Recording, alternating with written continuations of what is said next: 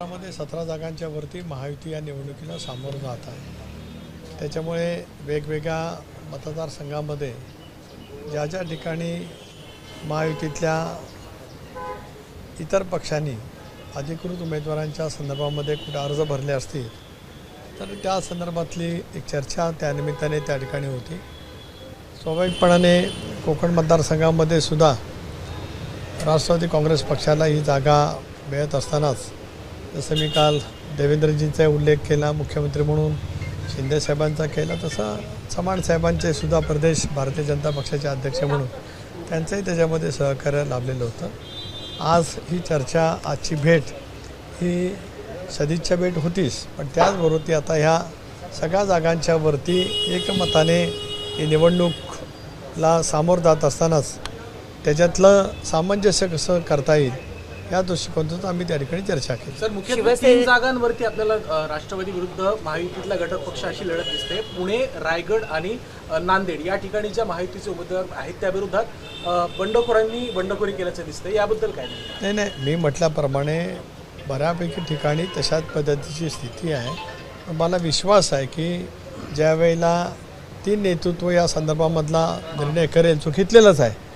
ज्या अर्थी त्या जागा महायुती म्हणून सर्वकडे सुटलेल्या आहेत त्या अर्थी देशाच्या केंद्रीय नेतृत्वाने या संदर्भातली अनुमती दिल्याच्या नंतर त्या ठिकाणी अशापैकी अर्ज दाखल केले गेले असतील तर ते अर्ज नक्कीच माघारी घेण्याच्या दृष्टिकोनातून प्रत्येक पक्षाचं नेतृत्व आणि जिथे कुठे काही समन्वय करायचा असेल, काही चर्चा करायची असेल ती चर्चा करून त्याच्यातला मार्ग 100% निघेल। शिवसेनेमधून आज तुम्ही कोणाला भेटणार आहात? आज आता भाजपमध्ये तुमची भेट झालेली आहे, शिवसेनेपैकी तुम्ही आज कोणाला भेटणार आहात? एक तर काल अर्ज भरायला आमदार उदय सामंत त्या ठिकाणी होते, आमदार दीपक केसरकर उपस्थित होते, आमदार महेंद्र थोरवे त्या ठिकाणी उपस्थित होते, आमदार भरत गोगाले सुद्धा उपस्थित राहणार होते, पण काल त्यांचा वाढदिवस जो फार मोठ्या उत्साहाने त्यांच्या मतदारसंघामध्ये साजरा होत असतो त्यांनी काल सकाळीच अनिकेतला फोन करून शुभेच्छा दिल्या। त्यामुळे स्वाभाविकच आज सारेजण मंत्रिमंडळाच्या बैठकीच्या निमित्ताने मुंबईमध्ये आम्ही आहोत, त्यामुळे वेगवेगळ्या मतदारसंघाच्या दृष्टिकोनातून सुद्धा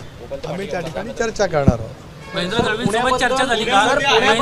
महेंद्र दळवींची मुलगी अजूनही तिचा उमेदवारी अर्ज आहे, त्यांच्याशी काही चर्चा झाली का किंवा शिंदे साहेबांशी काही चर्चा झाली का? शिंदे साहेबांची चर्चा अगोदर झालेली होती। काल त्या पद्धतीने उदय सामंत, दीपक केसरकर, मी मगाशी म्हटल्याप्रमाणे सर्व शिवसेनेचे नेते त्या ठिकाणी अर्ज भरायला होते। त्या संदर्भातला मार्ग हा निश्चितपणे त्या ठिकाणी निघेल। केवळ तेवढ्यापुरतं सीमित नाही तर 17ही जागांच्या वरती महायुतीचे उमेदवार एकच कसे राहू शकतील या दृष्टिकोनातूनच आज उद्या परवापर्यंत प्रयत्न होतील आणि त्याच्यात आम्हाला निश्चितपणाने यश मिळेल।